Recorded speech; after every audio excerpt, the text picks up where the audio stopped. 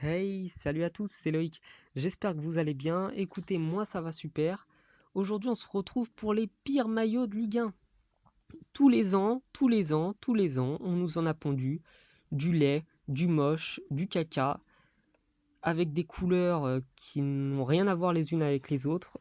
Mais cette année, il y a certaines limites qui ont été franchies, je pense.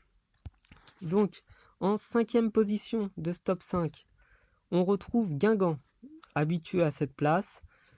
Leur maillot recouvert de pub pourrait passer, mais le problème c'est clairement cette bande noire, même pas droite d'ailleurs, et les petits traits blancs.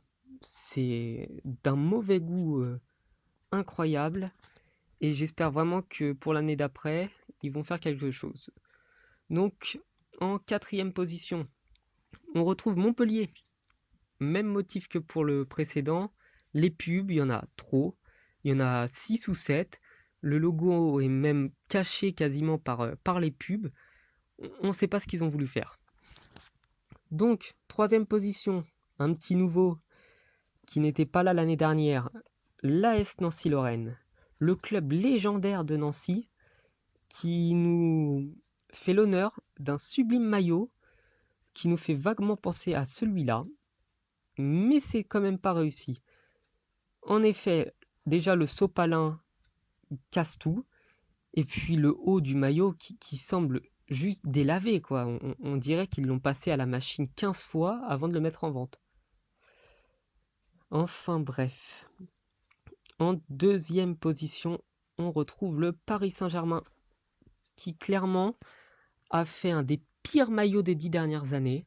Moi, quand je vois ça, je pense plutôt à ça. À ce maillot qu'on avait d'ailleurs boycotté à l'époque, avec des traits rouges qui ne servent à rien. Et bien celui-là, c'est la même chose. Les traits rouges, sauf qu'en plus, on essaye de nous faire croire à un maillot Echter. Et ça ne pardonne pas. On en est déjà à la première place avec l'Olympique de Marseille. Pour une fois qu'ils sont premiers quelque part, on va pas leur gâcher le plaisir.